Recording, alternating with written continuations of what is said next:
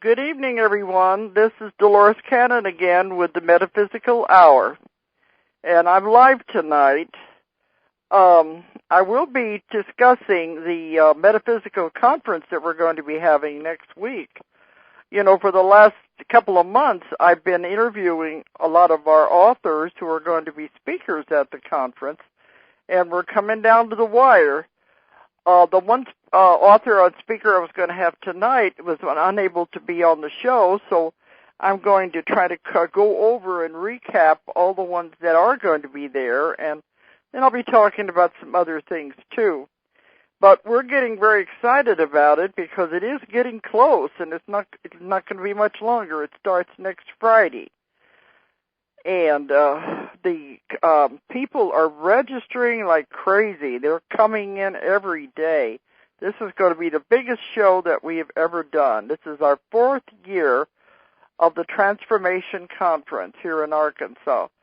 And this is the biggest turnout we've had so far, and we have just started some of our local advertising, so we're really figuring we're going to fill the entire auditorium, which will make everybody very pleased. But before we go any further, let me give out the toll-free number in case anyone does want to call in tonight.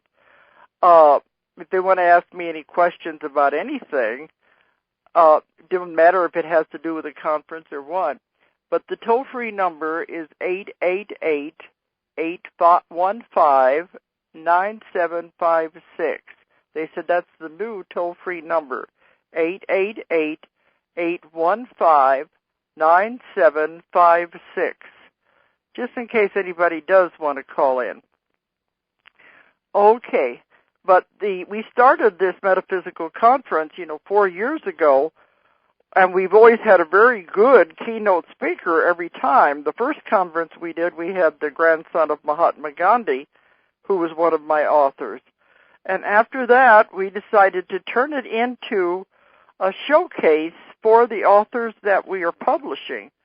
One of the main reasons is to kind of let them get their feet wet. Some of these authors have never done any speaking. They've never done any public appearances. And being on my show here was the first time they'd ever done anything like that, and a lot of them were kind of scared about it.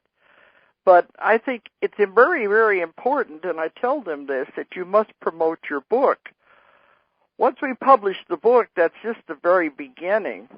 No book sells itself by just sitting on the shelf. You have to get out there and promote it and let people know who you are. But a lot of them are scared, and I understand that.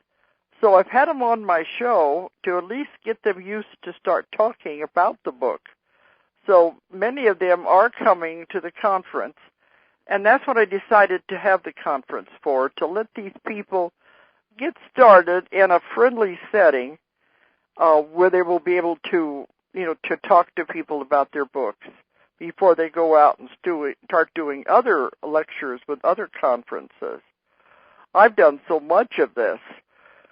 I've been doing it for 20 years, and there was a time there I was doing a different conference every week all over the United States, and that got to be a little too much because I was on the plane all the time, and I started slowing down on the public appearances, but that didn't mean I was slowing down on my traveling. But that was people, when we had our first conference, everybody said, "You mean this is the first one you've ever done?" They said it was so professionally done. But I've been attending and speaking at conferences for 20 years. I've been helping with the UFO conference in Eureka Springs for 22 years. So you should learn something along the way. So I figured out how to do these things. So we started doing our own. At least it wasn't new. We knew how to put one together anyway. Okay. The conference is going to be in Bentonville, Arkansas. Now, Bentonville, as most of you probably know, is the home of Walmart. That's their headquarters.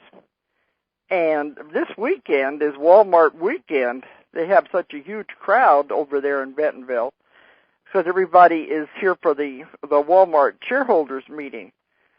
But that's why we didn't want to have it on that weekend. But Walmart is the one who has built our airport. the airport is right there at Bentonville, Arkansas. And if anybody does want to fly in for the conference, it's called the Northwest Arkansas Regional Airport. The call letters are XNA. And Walmart built the airport mostly because of the headquarters being right there. But it helps me when I fly out so much. It's very convenient. It's the only small airport in the United States that has direct flights to L.A., New York, Miami, and Washington, D.C., because they bring in so many people for the Walmart business. So they've got clout, I guess, so they were able to fix it so they could have direct flights. I'm not going to argue with that because that does help me when I'm traveling so much.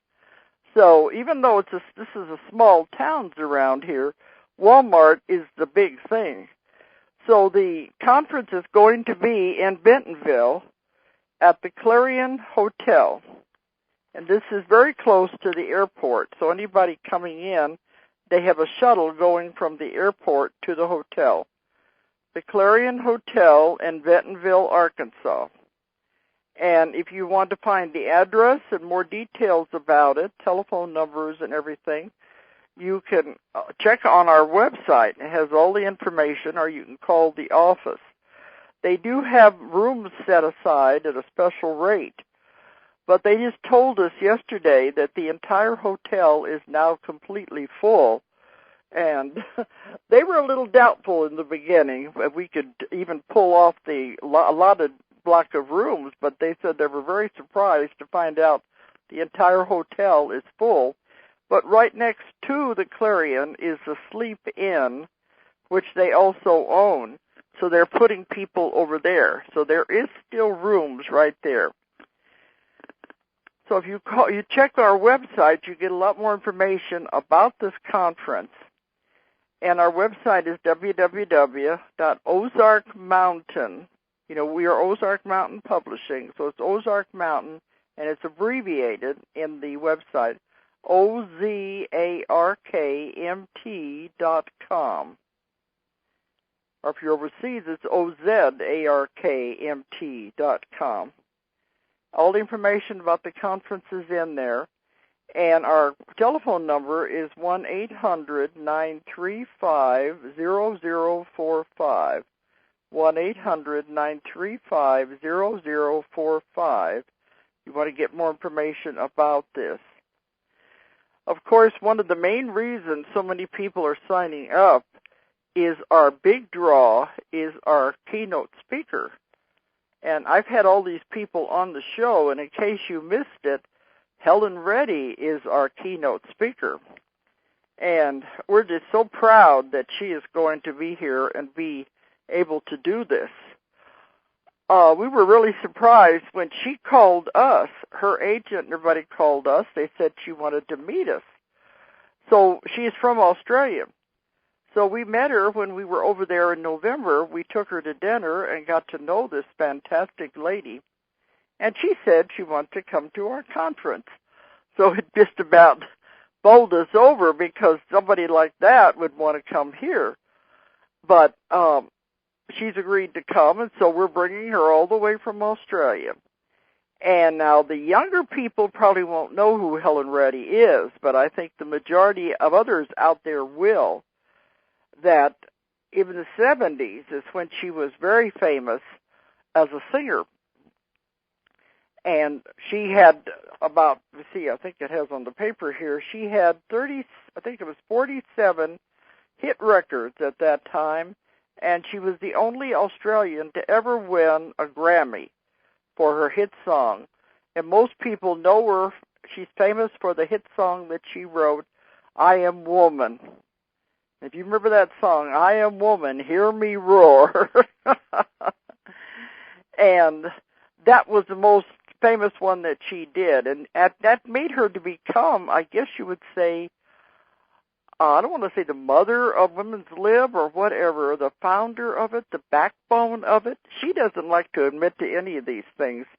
She's a very low-key person. She doesn't see herself as the importance that she had and the influence that she had upon women's lib and upon women's rights. She doesn't see that because when you're in the middle of anything, you don't really see it. But she was very much involved with that because of her song. It was right at the time a women's lib movement was starting and the women's rights. So she was very influential in all of that. And she was a hit singer up until whenever she decided to retire, which in 2001 she got out of music. And she said it's because she just got tired of it. She has been in acting and movies and TV. She's been on the stage and everything since she was 4 or 5 years old. So it's a whole lifetime of the being in the public eye. And she said she just got tired of doing it, and that's why she finally got out. And at that time, she took up a whole new career. And that's where she's now into our field, metaphysics. She is a hypnotherapist. She went back to college. I think she was about 60 years old when she went back to college and got her degrees and became a hypnotherapist, and she's practicing in Australia. That's why we had a connection, that she's very interested in past lives, and that's why she wanted to meet. So, but a lot of people have said, what in the world would a former singer have to talk about at a metaphysical conference? But her whole entire life has been strange and unusual and very much involved in the spiritual with strange happenings since she was a child. Near-death experiences, out-of-the-body experiences. So we're just going to have to see what she's going to talk about. But it's amazing how she has come into a second career now, and now she is traveling and lecturing in this field. We're all into the metaphysics. But it's the things she has talked about that happened in her life are really fascinating. And we asked her, what are you going to talk about at the conference? She says, I don't know. I just do it as it comes. So it's going to be interesting anyway. But she will be speaking on Saturday evening. Where the conference is going to be June 12th to the 14th next week, which is Friday, Saturday, and Sunday. And Helen Reddy will be speaking on Saturday evening, the main one. But we have many other speakers, too, that are really fascinating. Because, I don't publish anybody unless I really believe in their work. I always tell people I don't publish junk. I publish good books, books that are into metaphysics, books that people want to know, have information about. And so the authors that I represent, I really believe in their work. So I'm going to kind of go down the list here of some of the speakers that are going to be talking. You may remember these if you've been listening to the show. Well, one of them is Karen Peebles, and I just had her on a few weeks ago. A very ordinary person. She's a mother, has children, and her husband just died a year or so ago of cancer. So she's as ordinary as anybody out there. But yet she had a very extraordinary experience, and that's what she writes about. Her book is called The Other Side of Suicide. And when I first got this book and, reading the manuscripts, I thought this is going to be a downer, because who in the world would want to write about that? It's probably writing about her personal experiences. I get so many autobiographies sent to me. And autobiographies are usually only interesting to the people in your family. If I'm going to publish an autobiography, it's going to have a broad mass market appeal. So I don't do a lot of autobiographies. So I thought maybe that was what it was about. Because the original title was What Happens After Suicide, so that's what I was thinking. But this woman, and her experience that she had, was that suddenly her uncle began appearing to her and talking to her. Her uncle had died 25 years before, and he had committed suicide. And she didn't even know him that well. And it was like, what in the world is he appearing to her for? And so he began talking to her and telling her, you've got to write this book about suicide. So he was going to tell her what happens when a person commits suicide, what it's really like on the other side. And when I read the manuscript, I said, I know I've got to do this because it goes along with the same findings that I have found in my work. There was no contradiction because, the church always wants you to believe that if you commit suicide, you're doomed and you're going to hell or purgatory, and there's no salvation or anything. That's the end. Well, I found that's not true, and so I wanted to know what she had found. And she found out the same things I did, that once the person commits suicide, they are met with great love on the other side. There are spirits there who that is their job, to take these souls and to work with them, because they realize they only made a mistake, they took on too much, and they have to be worked with. They can't come back right away. It would be too traumatic on them, too hard. And she did say something interesting on the air a couple of days ago. These all came from her uncle, who she said died, and he was on the other side working with suicide victims that had come over. So he knew where they went and what happened at that time. He said every single one of them, the minute they died and went over into the spirit realm, they all wanted to get back into the body. They all wanted to get back into the life. They had realized they'd made a very bad mistake. And the same thing I've found, you don't die anyway. People think, well, if I commit suicide, that's the end. I'm out of this. I don't have to be in this mess anymore. That's not true, because there's not a curtain that just comes down. You're always alive. You never die anyway. So you're either alive here or you're alive when you cross over, but different set of circumstances. So when they cross over, they said that's the first thing they realized. Hey, I didn't get out of anything. And there's a lot of remorse, and they wish they could not have done it. So they want to get back into the body, which of course they can't. But they are met by very loving spirits who take them to a special place where they can be worked with. And there's special energies that have to be done. A lot of very caring work is done with these people. There's a great deal of love involved. And he calls it the Emerald City, is where he would work with these people. I said, that sounds like the Wizard of Oz. But it's a beautiful place. Well, green is a healing color, a healing energy. So I guess they shouldn't be surprised that it would be called the Emerald City, because it would be green. But they're taken to this place, and I had been told it's like a spiritual hospital where they're cared for and, worked with, and it can take a long time before they're ready to come back and try it again.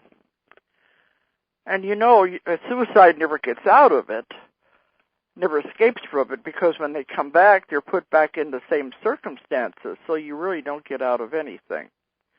So this is an amazing story, and I think it's very important for people to know this.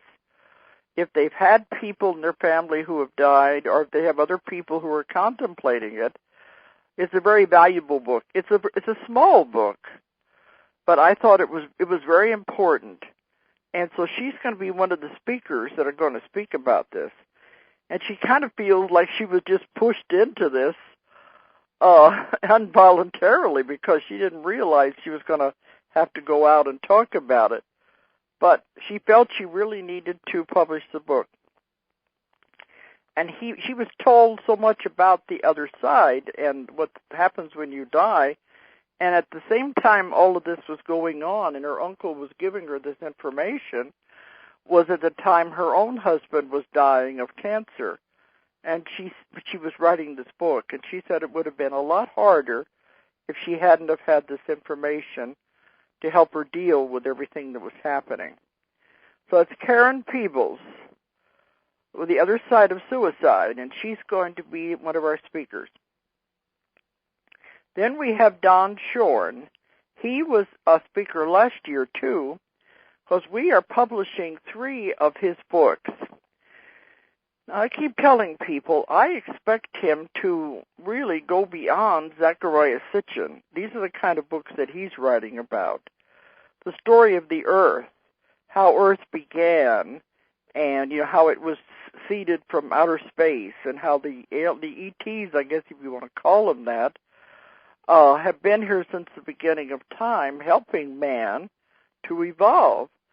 But where Zecharia Sitchin got his information from translating the Sumerian tablets, and he only covers a small portion of Earth's history, Don Shorn has spent many years in doing extensive research. This is where his most important and valuable asset is that he's able to do such tremendous amount of research and dig into all the little things. Some of these things I had never heard of. He's found documents that I'd never heard of. And going all the way back, this is why it's taken 3 books to tell the story. It's called The Elder Gods Theory. And the first one came out last year, and it had such an extensive amount of information going from the time of the developments, from the caveman all the way through to modern times, and this tremendous amount of information. And then when we were going to publish the second book in the series, people said, I don't know what else he could write about. He seemed to have covered everything in the first book. But he did. He covered even more. He covered all the different countries of the world and going back into the ancient ruins and the evidence that he's found there. The third book in the series will be coming out before the end of this year. So it'll be a 3-volume set dealing with what is called the Elder Gods Theory. So he'll be talking a lot about that, of what he has found in his research. And he's meticulous in what he has uncovered. So we're very excited about him, too, and especially with the 3 books that we're publishing of his. It's an ongoing thing. And then there's going to be Sherry Cortland. She was on my show just last week because I had one of my authors that ended up couldn't make it, so we had to replace him with Sherry Cortland. And her book isn't even out yet, but we told her, well, she can talk about it anyway. But Sherry Cortland wrote the book Windows of Opportunity, and she's going to be talking about that. And it has to do with the things that happen in your own life. Like, you may think things that happen are negative, but sometimes that can be the very thing that will open up a window of opportunity for you to turn your entire life around. Even people in our lives that we think are negative are actually there doing us a favor when we look back on it, because they turned everything around and made events happen that wouldn't have happened ordinarily. It's a different way of looking at things in your life. Sometimes that's all it takes, is a different viewpoint to make things line up differently. But she's going to be speaking on her book, Windows of Opportunity. Now, another one is Julia Hansen. This is a remarkable woman. She was on the show and talked about all the things that she went through. It's amazing, all the things we go through in our life that we think of as negative, that have been bad for us, actually turn out to be teaching experiences, teaching tools after the fact. When we're in the middle of it, we can't see that. All we think is, oh, poor me, the victim part. But later we can see the different things that happened to us were there for a definite reason. Well, with her, she broke her back, and she ended up having to heal herself.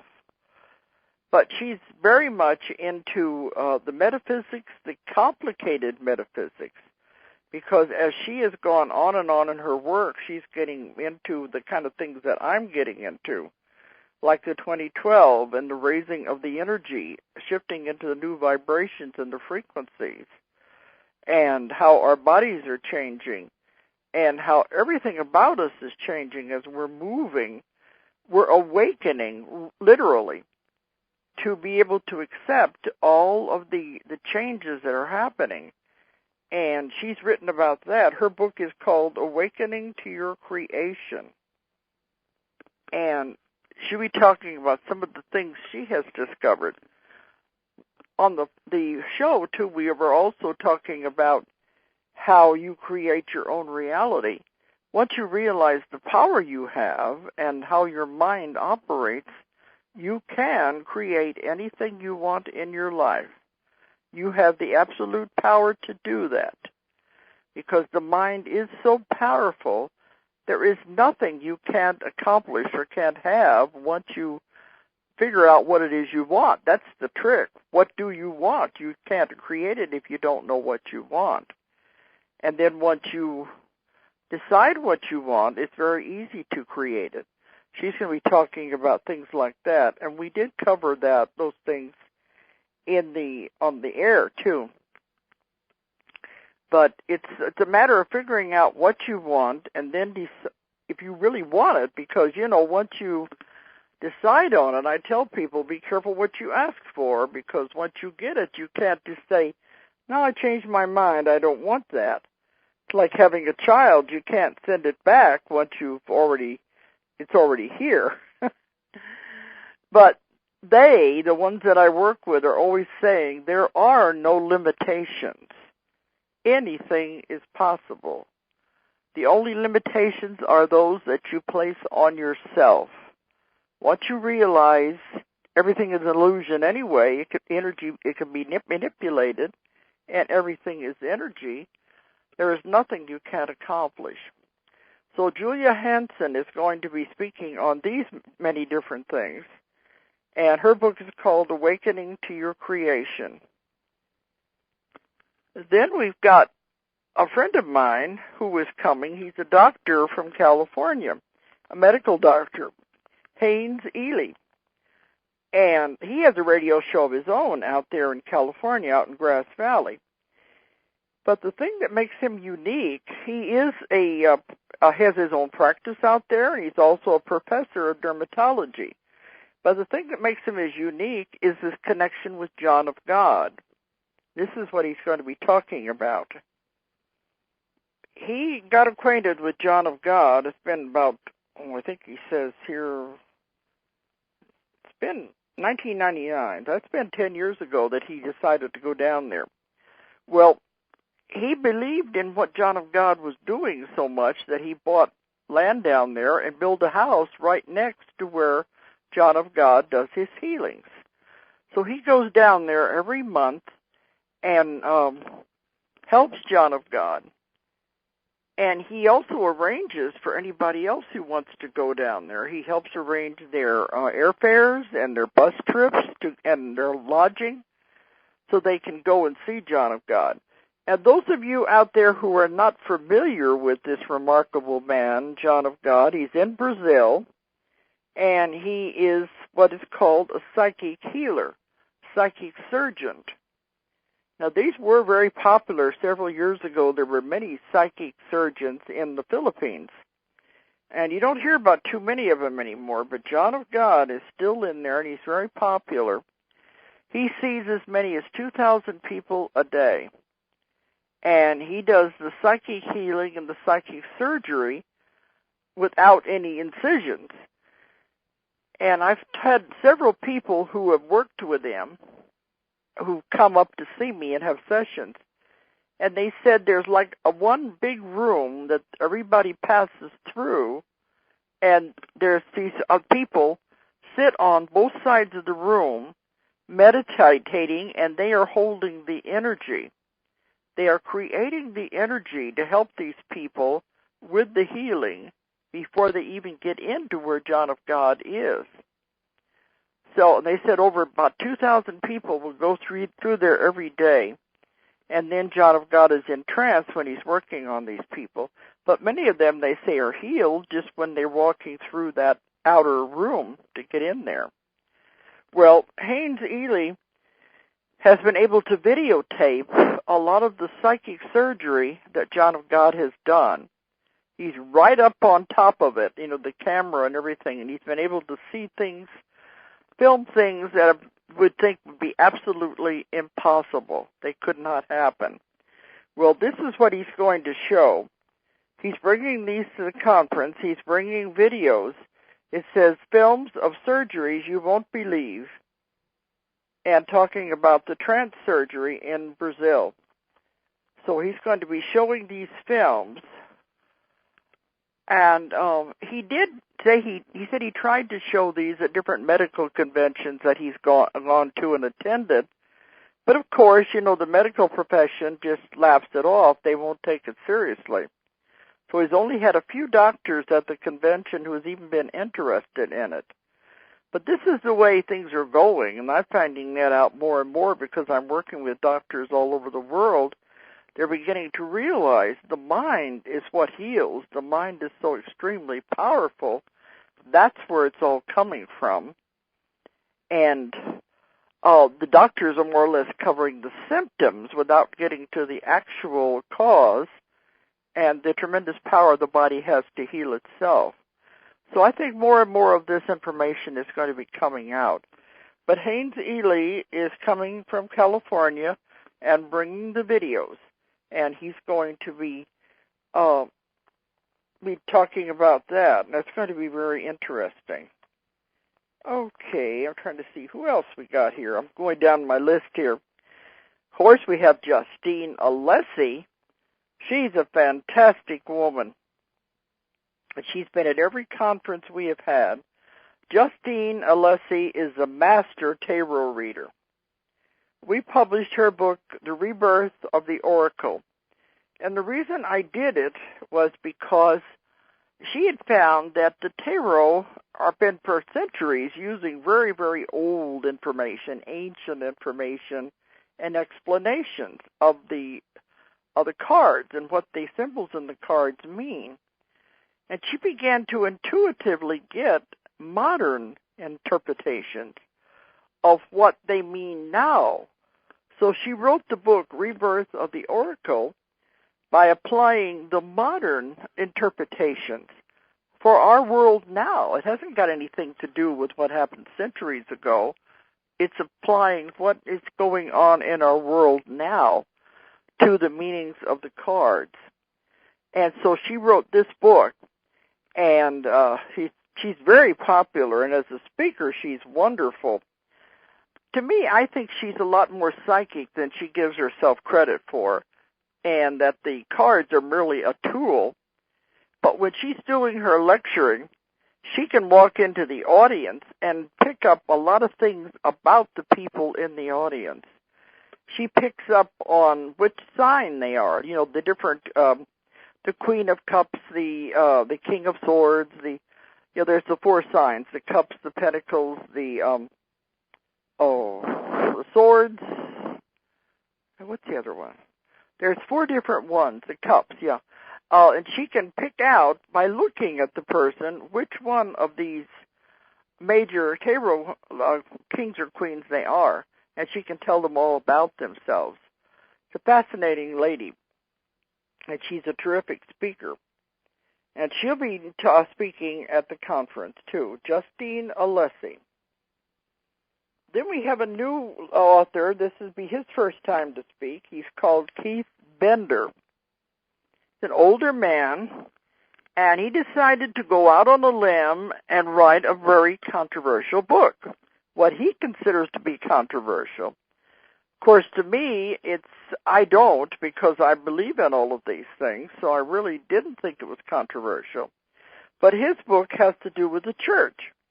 And I suppose to the people out there who are into the religion and all of that, they might think it's heresy to question the Bible and to question what they've always been brought up with all our lives. But in the metaphysical field, we realize you can ask questions and want to know more, and that's where he's coming from. His book is called The Despiritualized Church. and he was also on the show. It has to do with the idea, going back to the beginning, what Jesus really intended for his followers, which the church didn't do. They just came out with man-made rules and laws instead of really applying what Jesus really wanted people to know, and the healing and the love that he was trying to teach. So his book explores that, the questioning of it as to what the church was really supposed to be all about in the very beginning, and how it has not done that. It has gone off in a totally different direction. So Keith Bender is going to be talking about his book, The Despiritualized Church. Then we have Ron Chapman, who has been here before. His book is called Seeing True. Now, he is a motivational speaker, an inspirational and motivational speaker. He goes all over the United States. He's part of the Toastmasters International. They've awarded him as the International Accepted Speaker designation. He's only one of 58 people in the world to have this.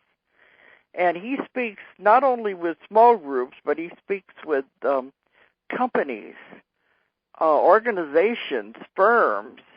He helps them to work out their problems and to reorganize the whole companies and with their work staff, trying to get them to look at the problems in a different way.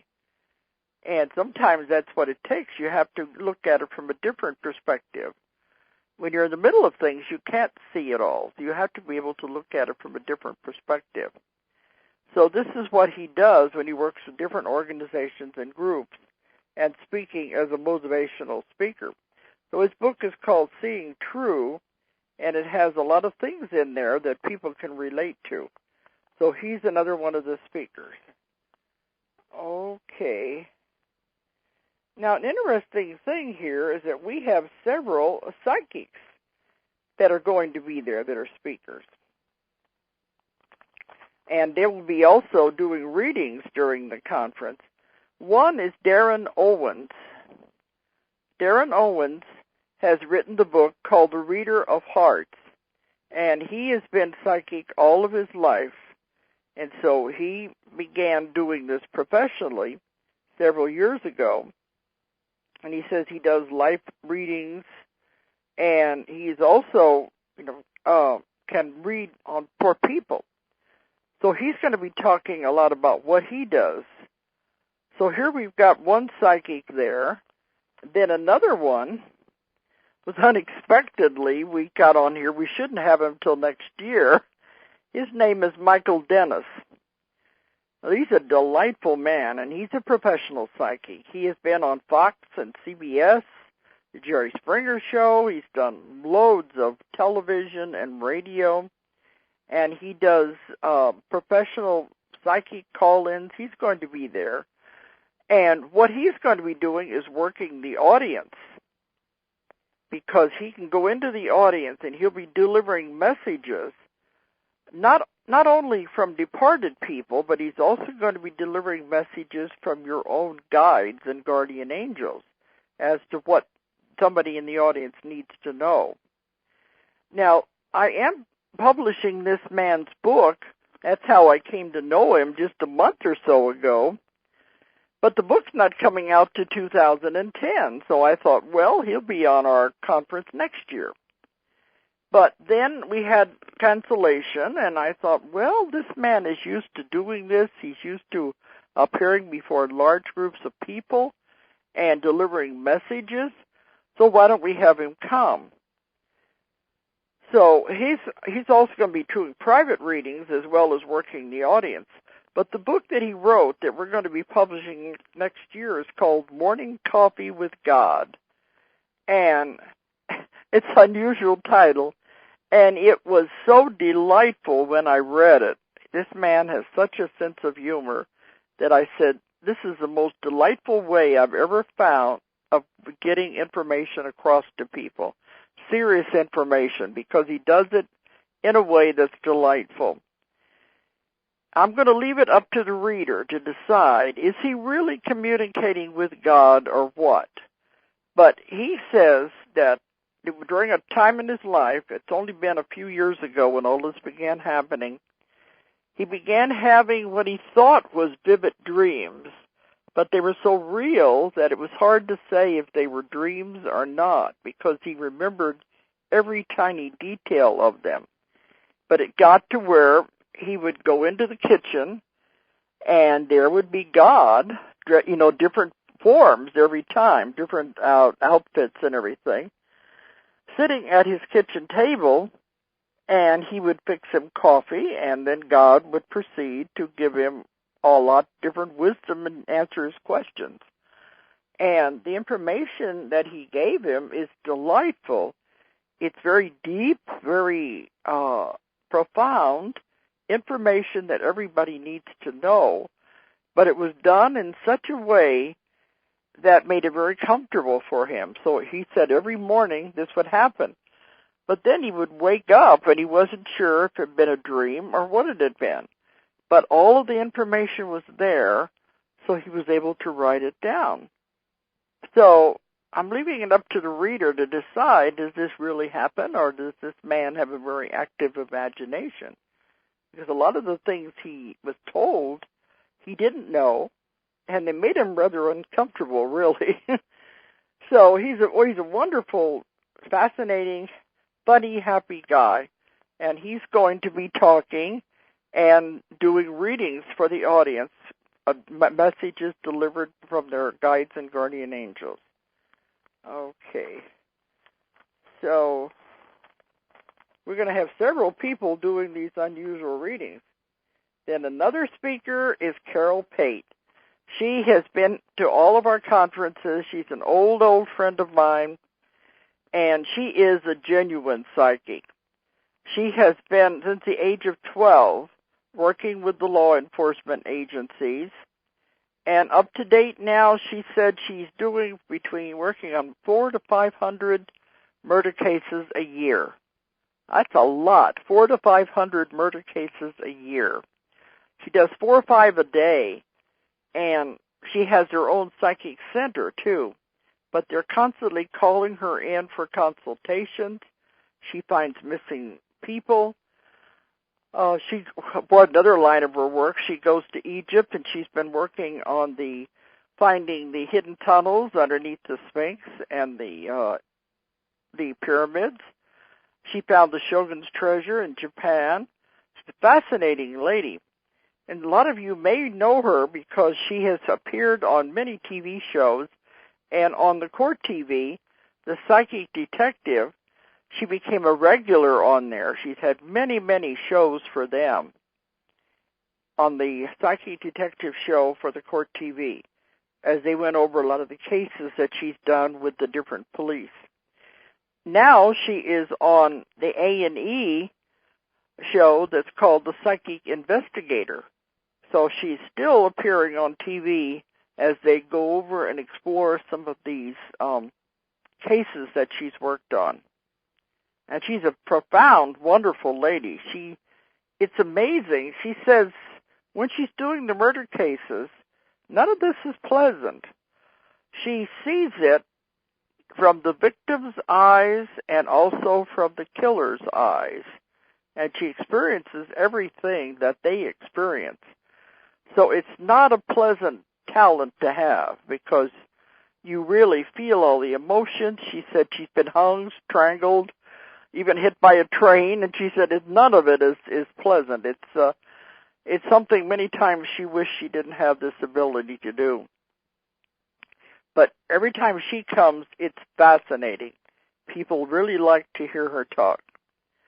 Okay, I think that's most of the speakers, and then the only one left is me. I'm going to be there.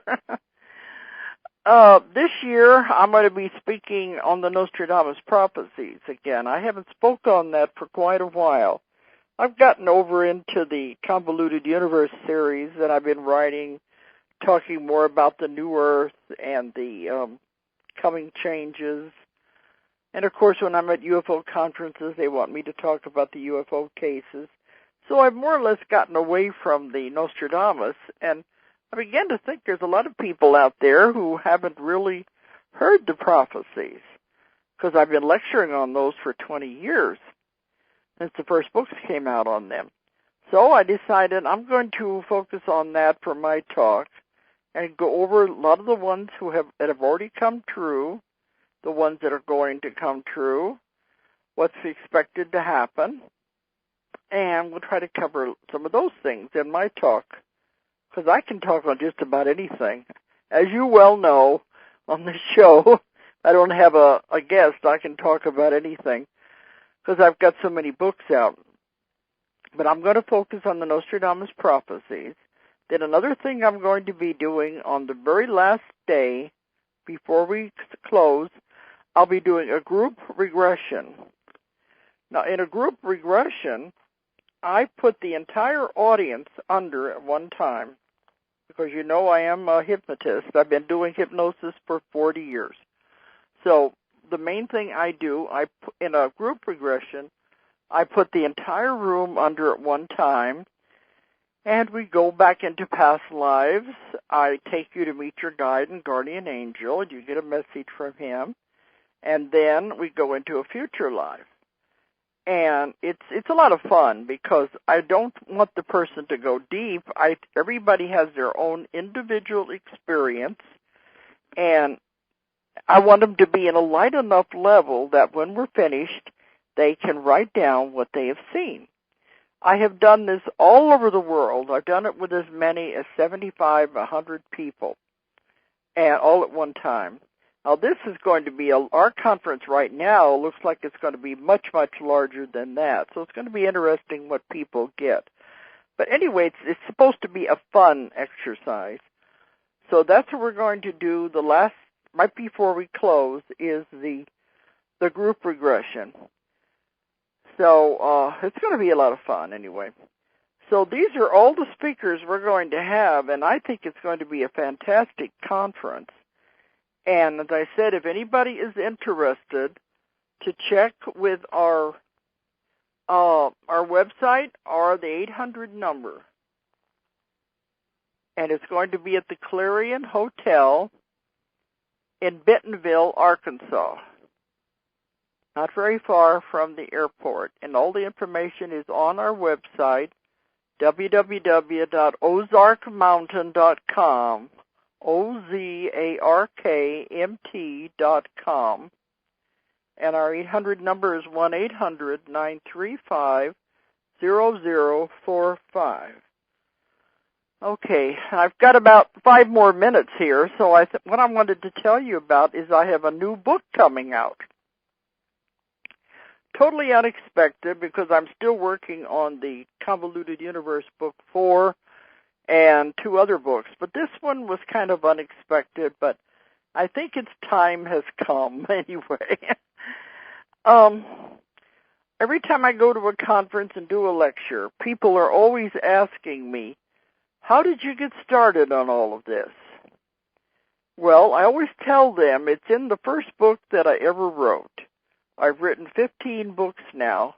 The first book I ever wrote was called 5 Lives Remembered, and it told about my beginnings, my starting. But I said that book has never been published. It was a book way before its time. That was the problem, because it talks about my beginnings, which actually started 40 years ago. It was in 1968. And how my husband and I were working in hypnosis in the very beginning days. Now, this was in the days before reincarnation, past lives, New Age. Nobody knew those words.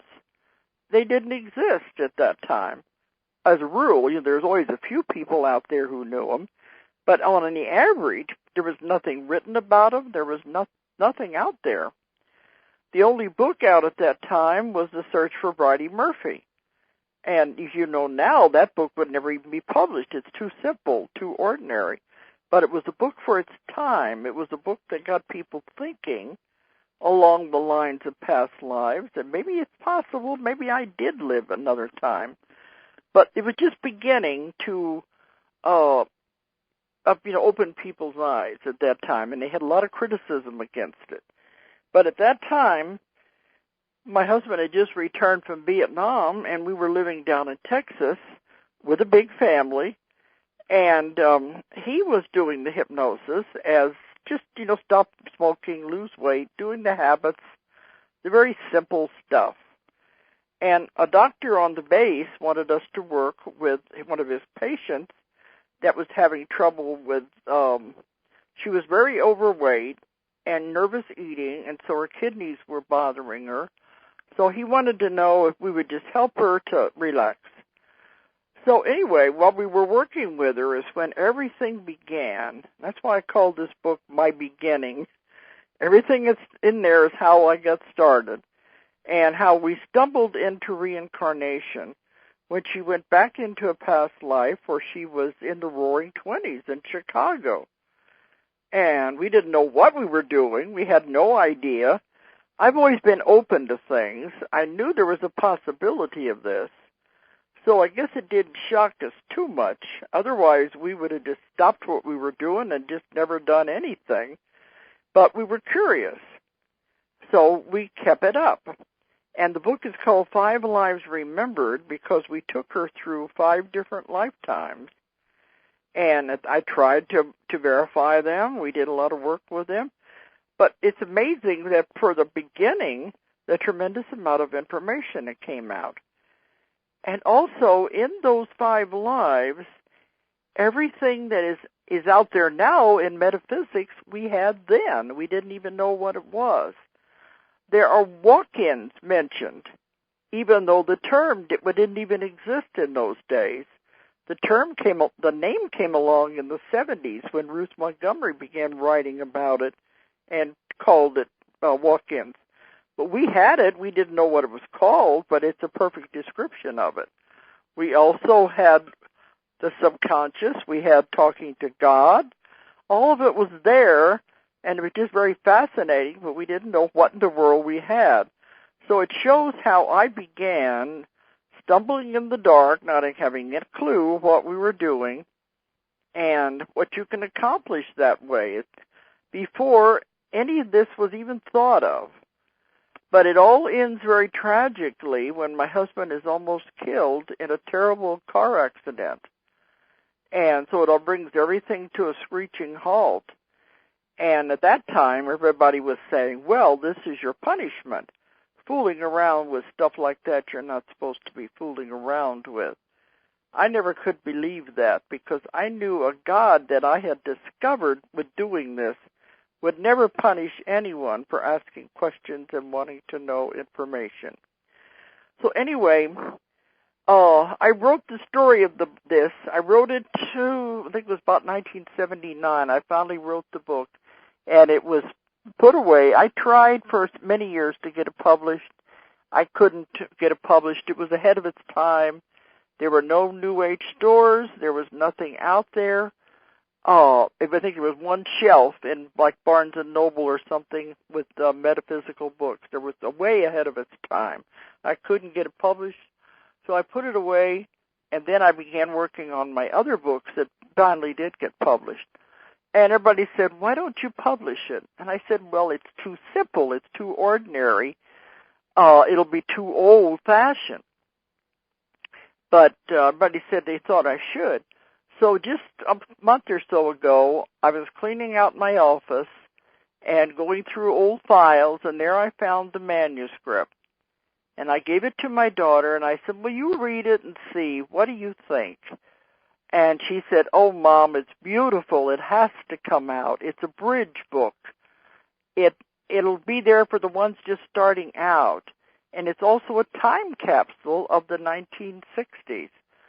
So we decided to go ahead and publish it, and all I had to do was write an introduction to say why it's taken so long. So that is at the printers now, and we're already taking orders on it, and they're coming in, and I'm going to have it at the conference next week. Hopefully it'll get off the printers in time. The book's called 5 Lives Remembered. If you're interested in that, also call our 800 number or check on the website. It's on there. It's 1-800-935-0045. Okay, looks like we're coming to the end, and I was worried what I was going to have enough to talk about tonight. Shows you how fast the time goes. All right, and I hope some of you will show up at the conference. It's going to be fantastic. Good night, everybody.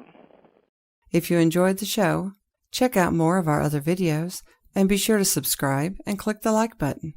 Thank you for listening to the Metaphysical Hour with Dolores Cannon.